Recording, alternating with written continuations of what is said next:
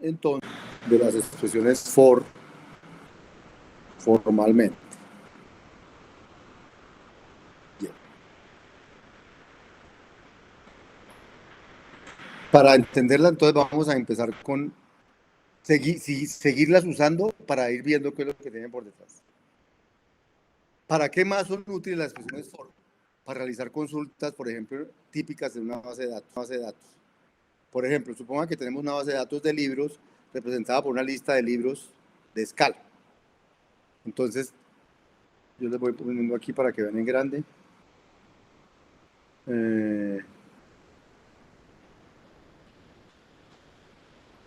Colecciones que hay.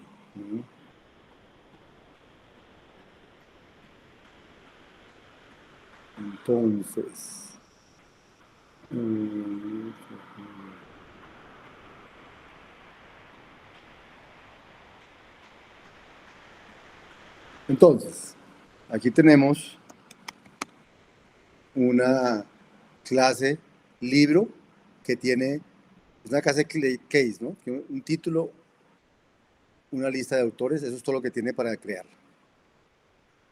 Y tenemos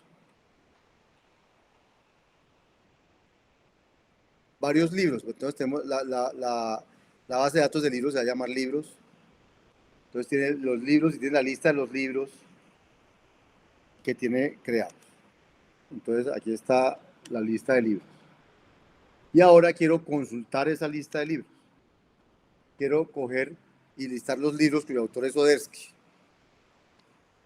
Entonces voy a listar los libros cuyo autor es Odersky. Entonces voy a decir, para los libros que están en la lista de libros, en la colección de libros, averígüese cuál es su lista, para cada uno de ellos, averígüese su lista de autores y pregunte si su autor empieza con Odersky. Y si sí, entonces guarde el título.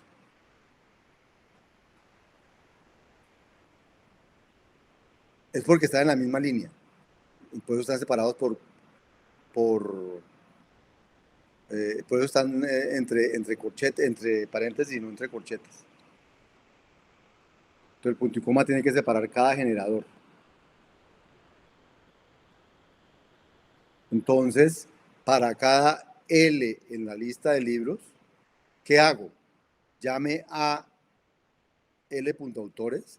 Para cada A en la lista de autores, para cada, como L es una secuencia también, entonces para cada A en la lista de autores, mire si ese señor A empieza con Odersky y en ese caso, entonces, coleccione cuál es el título de ese libro.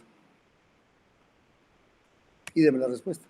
Entonces me dice, hay dos libros, Programming in Scala y Working Hard to Keep It Simple, en esta base de datos. Y en esos dos está Martin Odersky.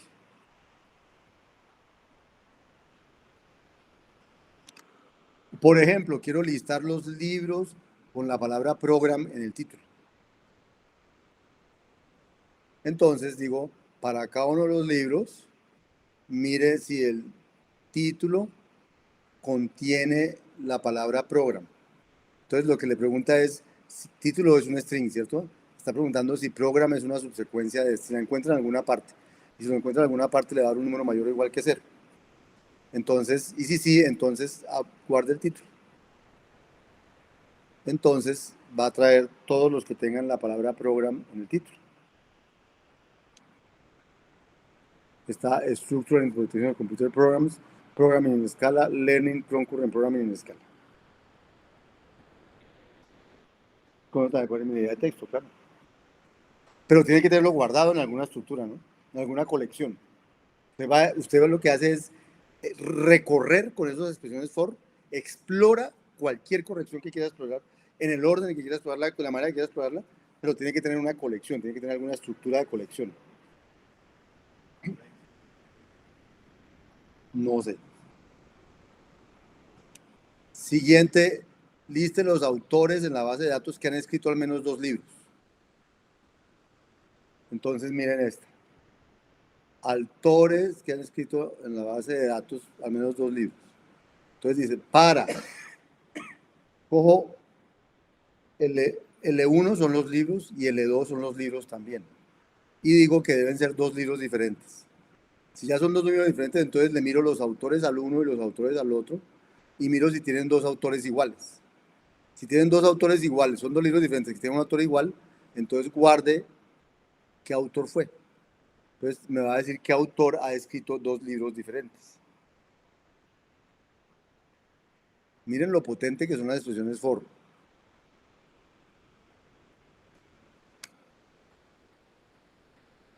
Entonces dice que Odersky, Martín y Odersky, Martín. Entonces, como aparece dos veces Odersky y dos veces Martín, entonces aquí aparecieron repetidos. Entonces uno dice, ah, no, pero yo no quiero los repetidos, porque es el mismo señor Martín Odersky. Entonces, si yo quiero evitar los repetidos, entonces puedo decir cosas como, en lugar de decir que excluya los que L1 era diferente de L2, voy a decir que el título del 1 debe ser menor que el título del 2. O sea, que realmente sean, no que los libros sean diferentes, sino que los títulos los coja solo en este orden. O sea, no L1 diferente de L2 hace que coja este L1 punto título menor que L2 punto título hace que solo los coja en ese orden, ¿no? No va a escoger nunca. Lo que pasaba aquí es que si había dos libros, aparecían aquí y aparecían la pareja por el lado de acá y por el lado de acá, y aparecía la pareja por el lado de acá y por el lado de acá. Entonces ahora no va a aparecer sino por un lado. O sea, no va a aparecer doblemente la pareja, luego ya no van a aparecer repetidos.